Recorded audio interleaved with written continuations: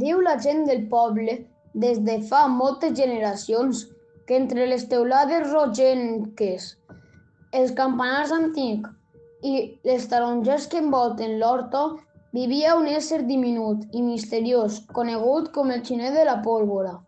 No apareixia mai als llibres ni als mapes, però tots sabien qui era. Alguns juraven haver vist una ombra menuda córrer pels terrats. Altres deien haver sentit rialles suaus quan esclatava algun coet fora de temps. El xinet era tan menudet que podia dormir dins d'una petxina marina o amagar-se dins d'una flor de gerani. Duia sempre una jaqueta vella, feta de retalls de tela de festa, i una gorra un poc més gran que el seu cap. Però allò que el feia realment especial era la bolseta de pólvora màgica que penjava del seu cinturó. No era una pólvora qualsevol. No feia mal, no cremava ni espantava. Servia només per encendre l'alegria, despertar els somriures i recordar a la gent que les festes són per a compartir. Cada any, quan arribaven les festes majors, el xinet observava el poble des de dalt del campanar. Veia com els veïns penjaven banderoles, com els músics afinaven els instruments i com els xiquets comptaven els dies amb il·lusió.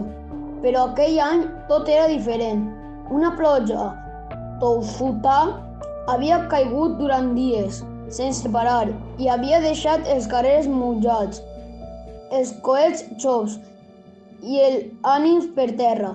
La plaça estava buida, silenciosa, i el cel gris semblava haver-se oblidat de l'estiu. Els xiquets miraven els núvols amb cara de decepció i els majors sospitaven pensant que aquelles festes serien recordades com les més tristes de totes. La música no sonava i la pólvora no esclatava. El poble estava apagat. El xinet, en veure tot això, va sentir una punxada al cor. Ell sabia que les festes no són només focs i música, sinó esperança i alegria compartida. Així que va decidir actuar. Aquella nit, quan tots dormien, va pujar amb molt de compte fins al campanar. El vent li bufava la gorra i les campanes semblaven gegants dormits.